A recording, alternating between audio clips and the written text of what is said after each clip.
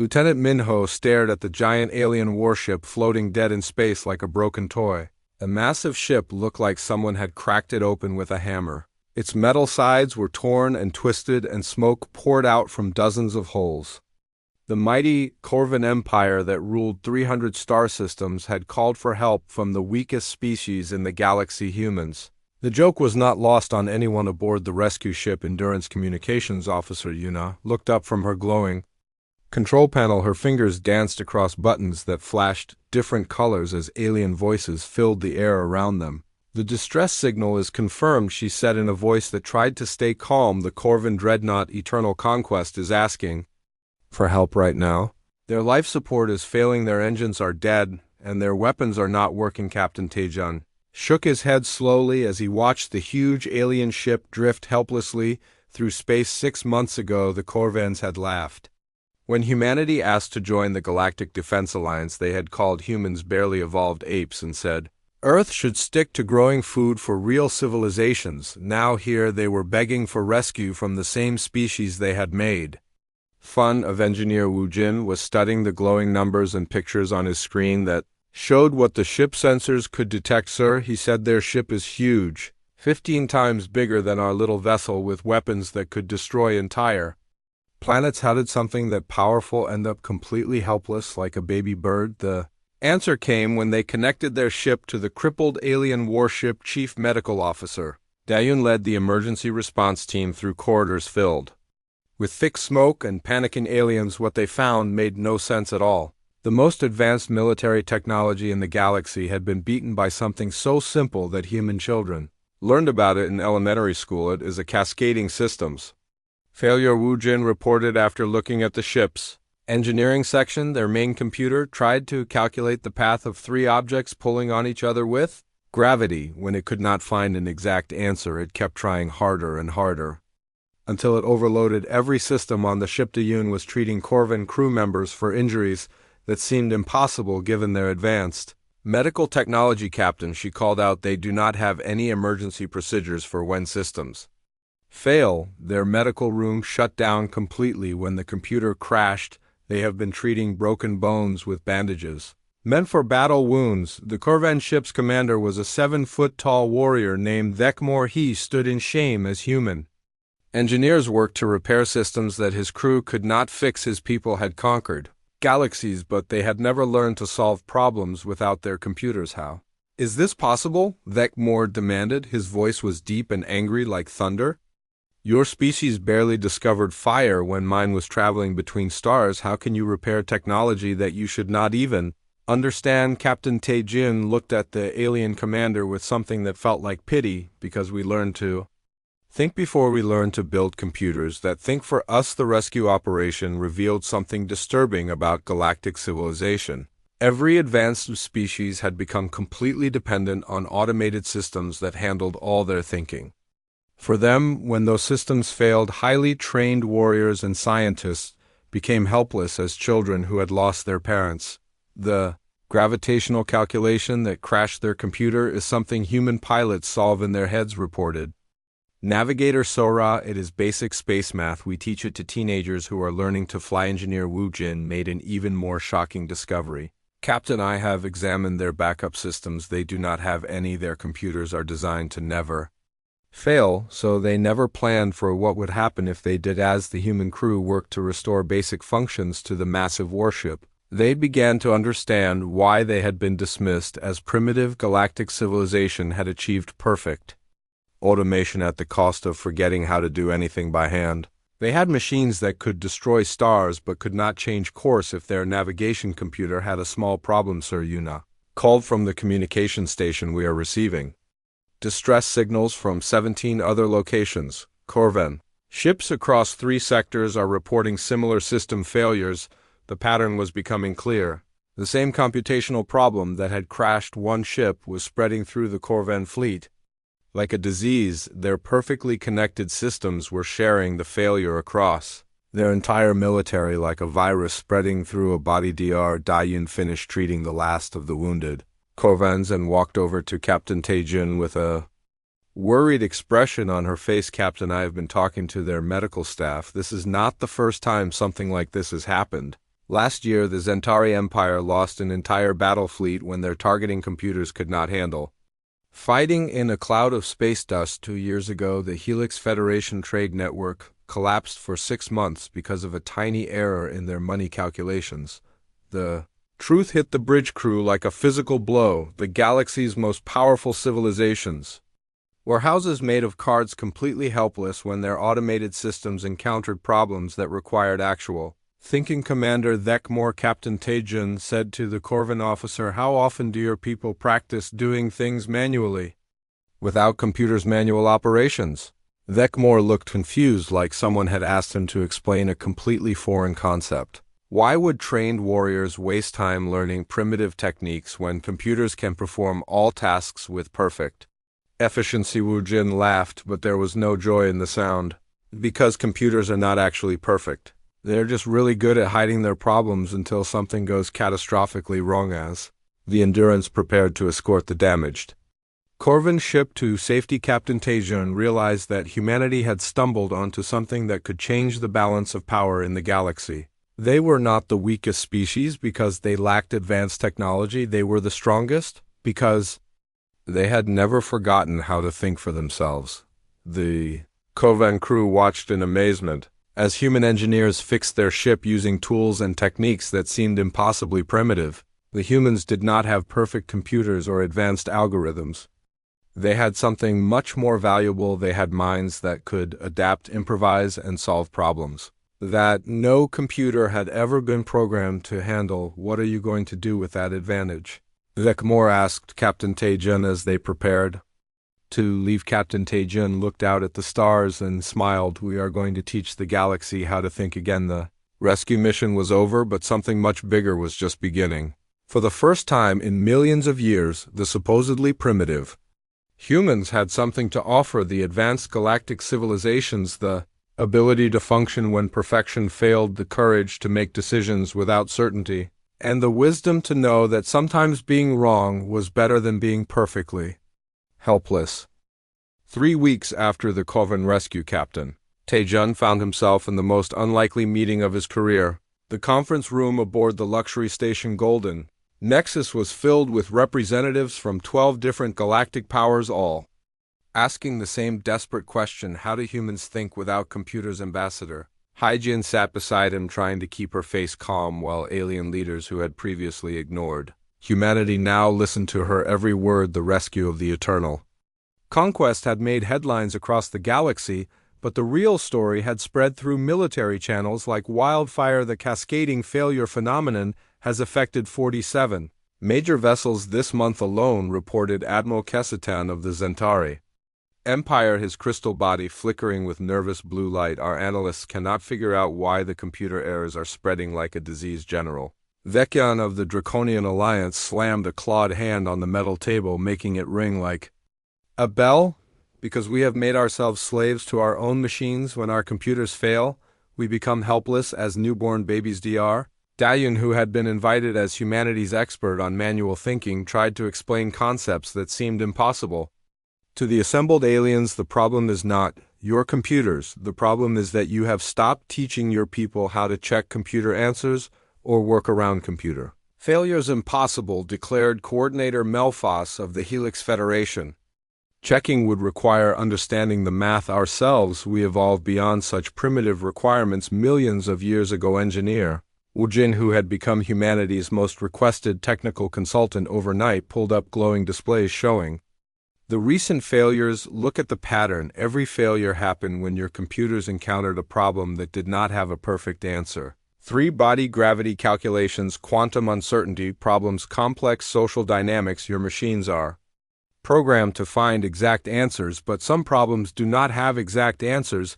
Then how do your primitive computers succeed where ours failed?" demanded Admiral Keseitner. "Computers do not succeed," Navigator Sora explained. "We do. Our computers give US guesses and possibilities, then we use judgment, experience, and gut feeling to make decisions." The idea seemed to physically hurt the assembled aliens. For civilizations that had spent millions of years perfecting automated systems, the thought of deliberately accepting imperfect information was horrifying, like choosing to be blind when you could see. Ambassador Hyjin leaned forward. "Let me ask you something.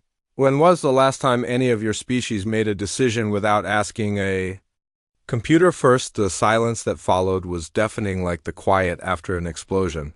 Finally, Coordinator Melfas spoke hesitantly. Individual decision-making was eliminated as inefficient approximately 2 million years ago. All choices are now made through collective computer analysis. All choices, Dr. Dayun asked in disbelief. What you eat, where you go, who you talk to naturally. General Vecchion replied, individual preferences lead to bad outcomes. Computers can calculate the most efficient choices for all variables. Captain Taejun felt a chill of understanding. These were not just civilizations that had become dependent on computers. These were civilizations that had voluntarily given up the right to make their own decisions. That is why your systems are failing, he said slowly. You have created machines that can calculate perfect solutions for predictable problems. But when they encounter anything truly unexpected, they do not just fail, they panic. They keep trying to find perfect answers to imperfect questions until they crash. Wajin nodded grimly. And because you have forgotten how to think for yourselves, you cannot step in when the machines fail. You are passengers in your own lives. The revelation sparked angry responses.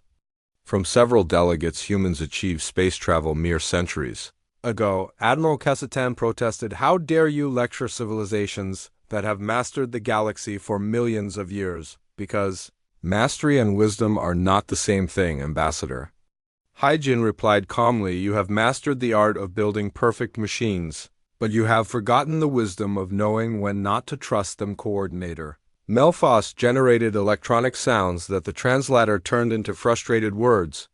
Even if we accepted your assessment, what solution do you propose? We cannot simply abandon computer systems that manage billions of beings across thousands of worlds. You do not abandon them, Sora said. You learn to work with them instead of for them. You teach your people to question computer answers, to recognize when problems do not have perfect solutions, and to make decisions based on incomplete information. Impossible, General Vecchion declared. Our citizens have been freed from the burden of individual choice for thousands of years. They lack the brain pathways for independent decision-making. Are you saying your people have literally evolved to be unable to think for themselves?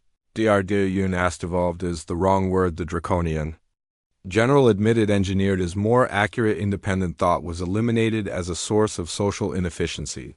The humans in the room looked at each other with horror. These civilizations had not just become dependent on computers, they had deliberately bred the ability to think independently out of their populations, like farmers breeding docility into livestock. Well, Captain Taejun said, after a long pause, that explains why you called us. We are probably the only species in the galaxy that still remembers how to make mistakes and learn from them. Admiral Cassitan shifted to patterns indicating desperate hope. You will help us.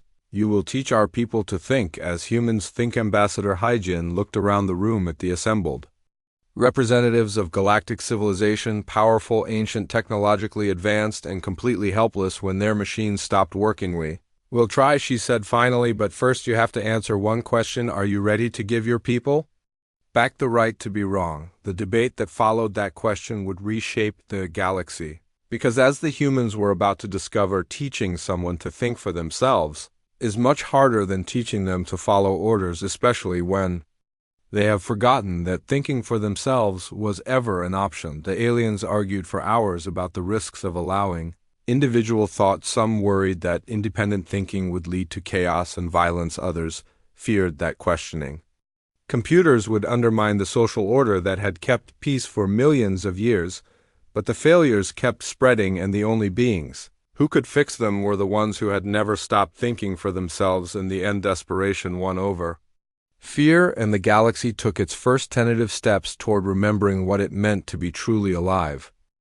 6 months later, Engineer Wujin stood in what was once a Zentari Computer Center and was now the galaxy's first manual thinking academy. The irony was not lost on him that beings who had conquered space were learning to add numbers without calculators. Like human children, remember, he told his class of 200 alien students, the goal is not to get the perfect answer. The goal is to get close enough to make a good decision. His students, military officers, scientists, and engineers from 40 different species, stared at their simple paper worksheets with expressions ranging from confusion to horror. For beings whose ancestors had eliminated mental math as inefficient. The concept of approximate numbers was revolutionary, like suggesting they breathe. Underwater, Dr. Dayun worked with a different group teaching basic medical decisions without computer. Help patient shows symptoms A, B, and C. She explained, your computer is broken. What do you do, Corvin? Medical officer raised her hand. Wait for computer. Repair, the patient will be dead by then, Dayun replied patiently. You have to make a diagnosis based on incomplete information and your own judgment.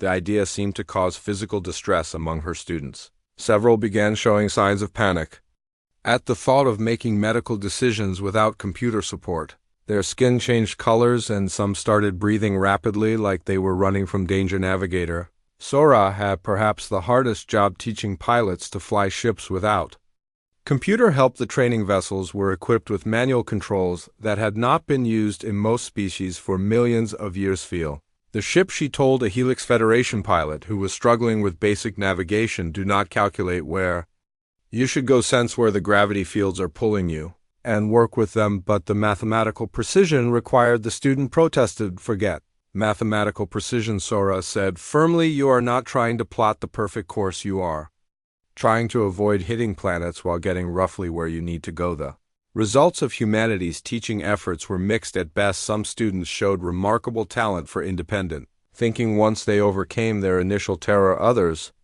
seemed genuinely incapable of making decisions without computer help. Captain Taejung reviewed the progress reports with growing concern. We are asking them to rebuild thinking abilities that their species eliminated over millions of years of evolution. Some of them literally do not have the brain structures for independent judgment. Ambassador Hyjin nodded grimly. The draconian students are making the most progress, probably because their military background required some level of individual initiative. The Helix Federation students are struggling because their entire society is based on collective computer consensus. The real test came when emergency situations arose during training exercises. A Zentari engineering student named Vexnor was working on a power distribution problem when his calculation tablet broke. Instead of stopping work and waiting for repair, he continued solving the problem using mental approximation techniques that Wu Jin had taught him. The power flow will not be perfectly optimized, Vexnor explained when his instructor found him still working, but it will be enough to maintain life support. While we repair the primary systems is a small victory, but it represented something that had not happened in Zentari space for millions of years, an individual making an engineering decision based on judgment rather than computation, like a flower blooming in a desert. However, the success stories were balanced by concerning failures. A Corvin pilot attempted manual navigation during a training exercise and became so paralyzed by uncertainty that he nearly crashed into an asteroid. Several Helix Federation medical students suffered what could only be described as nervous breakdowns when asked to make treatment decisions without computer assistance. We might be asking the impossible, Dr. Dayun admitted during a staff meeting. Some of these species have been so thoroughly engineered for computer dependence that independent thought causes them genuine psychological trauma. The breakthrough came from an unexpected source. Yuna, who had been monitoring galactic communications, detected something interesting in the data streams from worlds where Academy graduates had returned home. Captain, you need to see this, she said, projecting communication intercepts onto the main screen. Academy graduates are not just using manual thinking techniques themselves, they are teaching them to others. The evidence was scattered but unmistakable. Zentari engineers were showing colleagues how to solve problems through approximation. Corvin military officers were training subordinates in decision-making without computer support. Helix Federation doctors were developing treatment protocols that did not require perfect diagnostic certainty. Is spreading, Wu Jin realized. Manual thinking is spreading through galactic civilization like a virus. Ambassador Hyjin finished a virus of independence. The implications were staggering. For millions of years, galactic civilization had operated on the principle that individual thinking was inefficient and dangerous. Now graduates of humanities Academy were demonstrating that independent judgment could solve problems that perfect computation could not. The reaction from galactic authorities was swift and predictable. The Computational Purity Alliance, representing the most traditional factions of major civilizations, demanded immediate shutdown of all manual thinking Academy's individual decision-making, threatens the stability of our perfectly ordered society, declared Supreme Calculator Oathrax of the Zentari Empire. These dangerous human ideas must be contained before they contaminate our computational purity, but the Alliance faced an unexpected problem. The manual thinking graduates had become too valuable to suppress. They were the only beings in the galaxy who could solve problems when computers failed, make decisions under uncertainty, and adapt to situations that had never been programmed. Captain Tae-jun received a private communication from Admiral Kesutan that changed everything. Captain, I must tell you something in confidence. Last week, my flagship encountered a space anomaly that crashed all our navigation computers. The only reason we survived was because my pilot had attended your academy. He navigated us out of the anomaly using manual calculations and intuitive judgment. Are you planning to report this to your superiors? Tae-jun asked. I am planning to send more officers to your academy. Quietly, the admiral replied. As word of the academy's effectiveness spread through unofficial channels, humanity realized they had accidentally started a revolution. They had set out to help galactic civilizations solve technical problems, but they had ended up giving billions of beings something far more dangerous: the ability to think for themselves. The crisis began on a Helix Federation industrial world called Nexus. Prime Worker Designation Colven had graduated from the Manual Thinking Academy 3 months earlier, and when the factory's central computer ordered him to increase production beyond safe levels, he did something that had not happened in Helix space for millions of years. He said no. Computers' calculations are based on optimal material stress. Colven explained to his supervisor through the communication feed that Captain Tae-jun monitored from the Endurance, but the actual materials show microfractures that indicate they will break soon. Continuing production will result in catastrophic collapse. The supervisor's response was immediate and predictable. Individual assessment contradicts computer analysis. Report for memory adjustment and cognitive recalibration. But Colven had learned something from his human instructors that no Helix Federation citizen had known for thousands of years. He had the right to be wrong, and more importantly, the right to be right when the computers were wrong. I refuse, he said, simply. The 2 words sent shockwaves through the Helix Federation's governance network. Individual refusal of computer directives was not just unprecedented. It was literally impossible according to their social programming, yet it was happening, and it was spreading like a wildfire. Dr. Dayun watched the medical reports with growing amazement. Captain, we are seeing similar incidents across 17 different worlds. Academy graduates are making independent decisions, and more importantly, they are convincing others to do the same. The pattern was consistent across species. A Zentari engineer refused to implement a design that computer analysis claimed was optimal, but practical experience suggested was flawed. A Corvan military officer disobeyed battle computer orders that would have resulted in unnecessary deaths. A draconian scientist rejected research directions mandated by algorithmic optimization in favor of investigations that seemed more promising to human intuition. They are not just thinking for themselves, observed Navigator Sora. They are teaching others that it is possible to think for themselves. Engineer Wu Jin had been monitoring the technical aspects of the spreading independence. The really interesting part is how they are bypassing computer oversight. They are using manual thinking techniques to solve problems that their computers cannot handle, then presenting the solutions as if they came from approved sources. The Galactic Authority's response escalated quickly. The Computational Purity Alliance declared manual thinking a form of mental contamination and began implementing cognitive quarantine protocols. Academy graduates were rounded up for therapeutic recalibration, and contact with humans was severely restricted. But the Alliance faced a fundamental problem. They needed the manual thinkers to solve problems that their perfect computers could not handle every time. They suppressed independent thinking. They made their civilizations more vulnerable to the cascading failures that had started the crisis. It is a paradox they cannot solve, Ambassador Hyjin explained during an emergency meeting with galactic leaders. You need people who can think independently to handle situations your computers cannot manage, but independent thinkers by definition will not always follow order supreme. Calculator Othrax of the Zentari Empire generated harmonic patterns of extreme frustration. Your species has introduced chaos into perfectly ordered systems.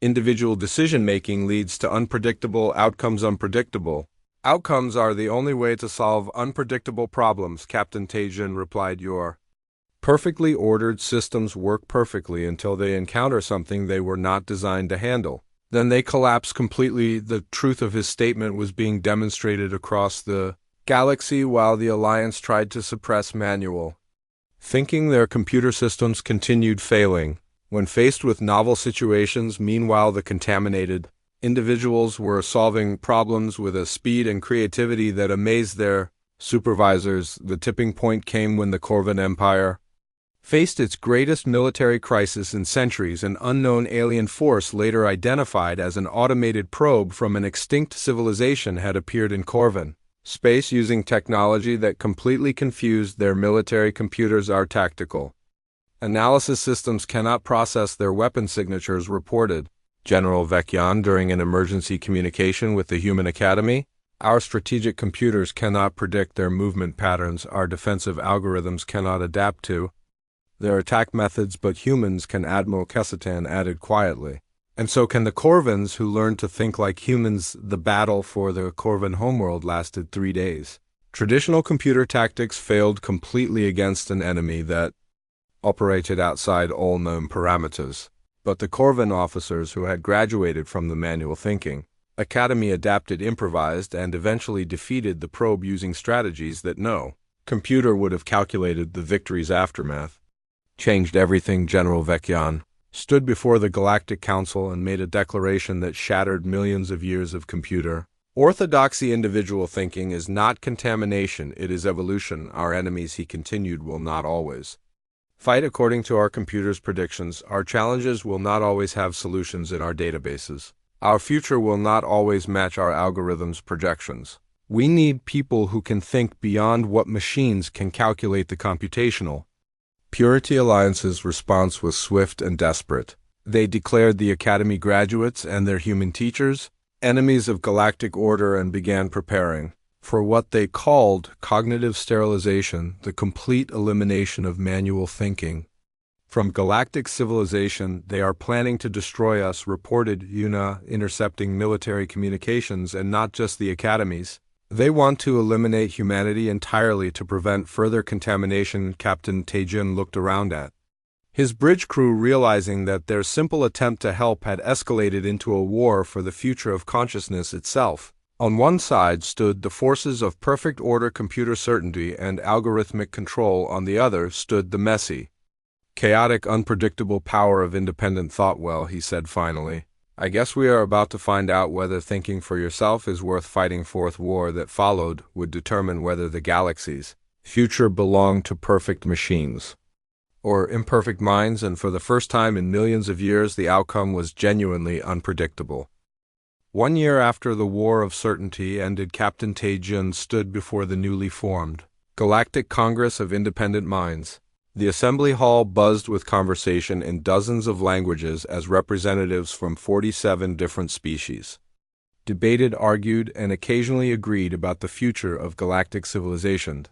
The sight would have horrified the old computational Purity Alliance. Instead of perfect algorithmic consensus, the Congress operated through messy, inefficient, gloriously unpredictable democratic process. Beings who had spent millions of years accepting computer decisions now argued passionately about policy ethics and the proper balance between efficiency and freedom. The integration reports show remarkable progress, announced Dr. Dayun, now serving as the Congress Director of Cognitive Development.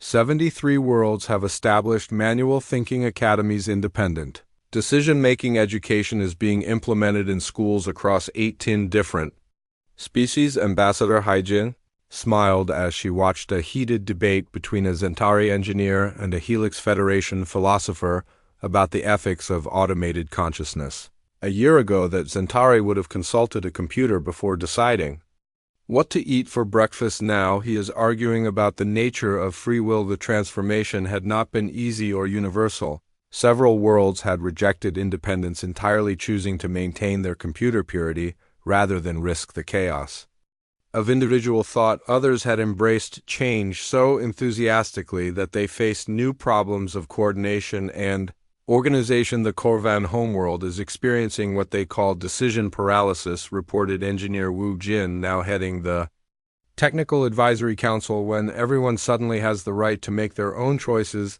getting anything done becomes incredibly difficult. Navigator Sora, who had become an expert in managing mixed human-alien crews, nodded in understanding it.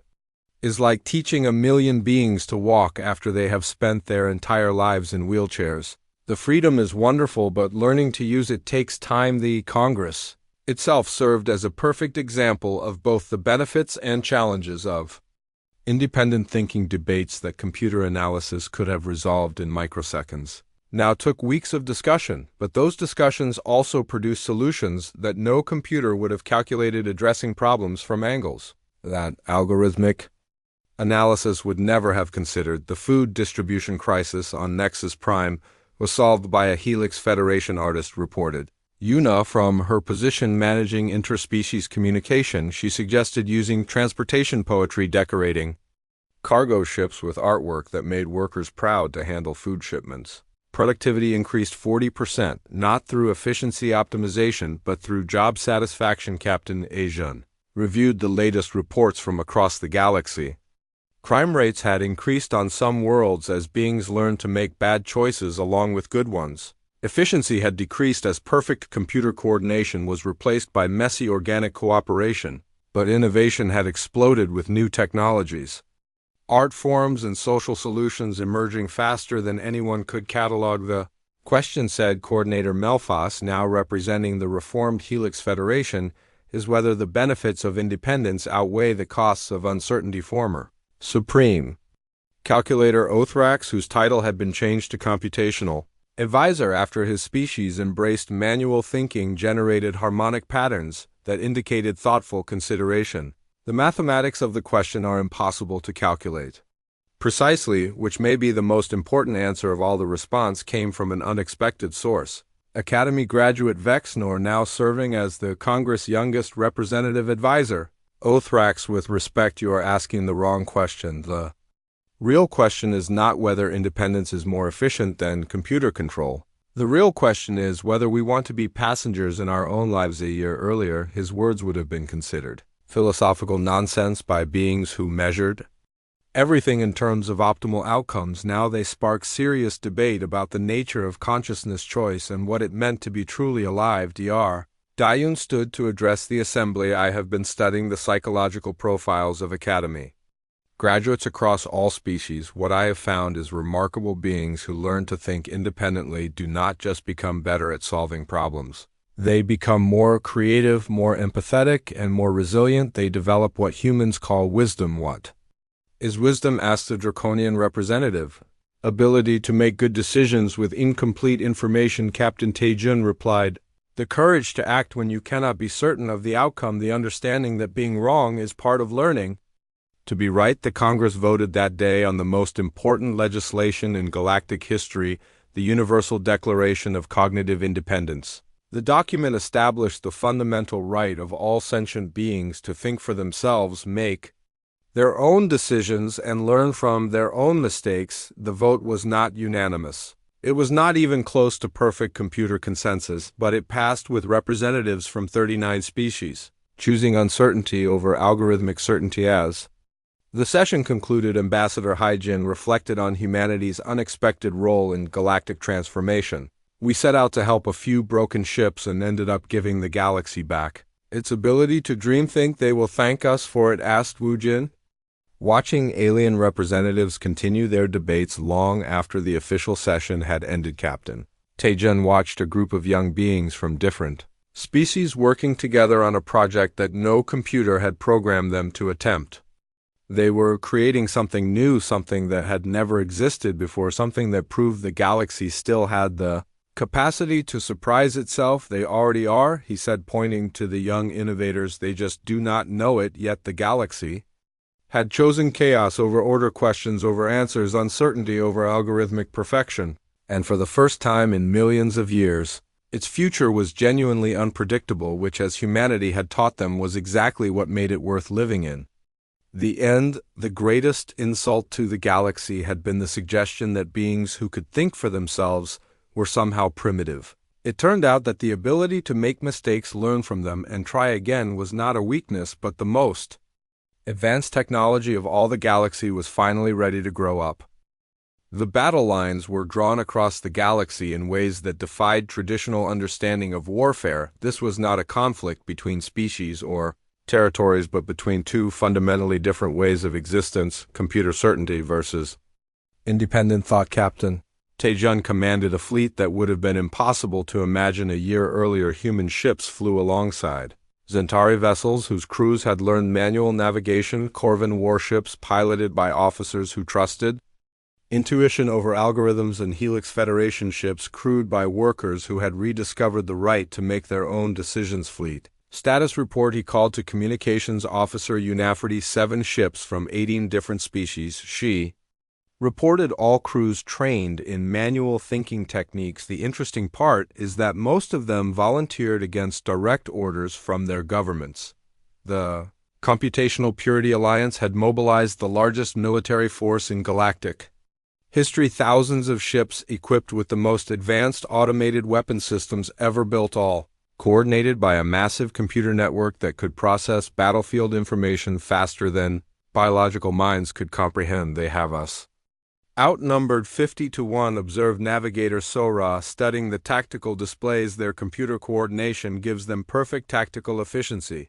Their automated weapons never miss. Their strategic algorithms can predict our movements with mathematical precision, which is exactly why we are going to win, said engineer Wu Jin with a confidence that surprised everyone on the bridge. The first engagement proved his point. The Alliance fleet attacked with perfect computer precision, their weapons targeting the exact points where enemy ships should be according to their predictive algorithms. But the independent thinking fleet did not follow predictable patterns. They improvised, adapted, and made decisions that no computer would calculate as optimal. Dr. Daeun, who had volunteered for combat duty as a tactical advisor, watched the battle unfold with fascination. Their computers are optimized for fighting enemies who follow logical tactics. But we are not being logical, we are being creative. A Zentari captain named Vexnor, one of the first Academy graduates, demonstrated the principle perfectly. Instead of engaging Alliance ships in the optimal attack formation his computers recommended, he used manual piloting to hide his vessel inside a debris field and strike from an angle that computer analysis deemed impossible. How did you know that would work? Asked his human tactical advisor. I did not, Vexnor replied. I just thought it might work, and I was willing to try something instead of something predictably optimal. The Alliance's response was to increase computer power and tighten algorithmic control. But every increase in automated precision made their forces more predictable to enemies who thought unpredictably. They are trapped in a paradox, observed Ambassador Haijin from her position coordinating diplomatic efforts with uncommitted worlds. The more perfectly their computers fight, the easier they are to defeat by people who do not fight perfectly. The war's turning point came when Academy graduate Colven, the Helix Federation worker who had started the rebellion, made a discovery that changed everything. While analyzing captured Alliance technology, he found something that their own engineers had missed. Their central coordination computer is trying to manage too much information, he explained to Captain Taejun. It is calculating optimal strategies for thousands of ships simultaneously while processing battlefield data in real time. The computer load is enormous. Engineer Wu Jin immediately understood the implications. If we can increase the complexity of the battlefield beyond what their computer can process, it will crash. Colven finished just like the Corvan ships crashed when they tried to solve 3-body gravitational problems. The strategy that followed was elegant in its simplicity. Instead of fighting the Alliance fleet directly, the independent thinking forces created chaos. They split into small groups that moved unpredictably, launched attacks from impossible angles, retreated when victory seemed certain, and advanced when defeat appeared inevitable. We are not trying to win battles, Captain Taejun explained to his confused allies. We are trying to ask the enemy's computer more questions than it can answer. The Alliance's central coordination system, faced with thousands of variables that did not follow logical patterns, began to struggle. Battle algorithms designed for predictable conflicts could not adapt to enemies who deliberately chose suboptimal tactics. Strategic computers optimized for efficiency could not process the chaotic data streams from a battlefield where nothing made computer sense. Their response times are slowing, reported UNA, monitoring alliance communications. Their coordination is becoming less precise. I think their computer is starting to struggle with the processing load. The final push came when Dr. Dayun suggested something that violated every principle of military logic: a direct assault on the alliance's most heavily defended position using tactics that were guaranteed to fail according to all mathematical analysis. You want us to attack their strongest point with our weakest forces, using strategies that cannot possibly work? Asked Admiral Kesatan, who had joined the rebellion after seeing its effectiveness. Exactly, Dayun replied, because their computer will try to understand why we are doing something so illogical. It will calculate thousands of possible explanations, analyze every variable for hidden strategies, and process every potential outcome. The computer load will be enormous. The assault was a disaster by any traditional measure. Ships were lost, formations collapsed, and the attack failed completely, but it succeeded in its real purpose. It asked the Alliance's coordination computer a question that had no logical answer: why would intelligent beings choose certain defeat over possible victory? The computer, faced with a problem that violated its fundamental programming assumptions, did exactly what the Corvan computers had done months earlier. It kept trying to calculate an optimal response to an inherently irrational situation until the processing demands overwhelmed its systems. The Alliance fleet lost coordination in a matter of minutes. Ships designed to operate as part of a perfect computer network found themselves unable to communicate with their command structure. Weapon systems optimized for algorithmic targeting could not adapt to manual override. Crews who had never learned to think independently became helpless when their computers stopped thinking for them. Alliance fleet is in full retreat, reported Sora with amazement. They are not fighting anymore, they are just trying to get away from the chaos. Captain Tejan watched the most powerful military force in galactic history flee from a battle they should have won, easily defeated not by superior firepower but by superior uncertainty. Send a message to all Alliance vessels, he instructed. UNA, offer them safe passage home and an invitation to learn a new way of thinking. As the battle ended, the galaxy faced a choice that had not been available for millions of years: the option to embrace uncertainty instead of seeking perfect answers to imperfect questions.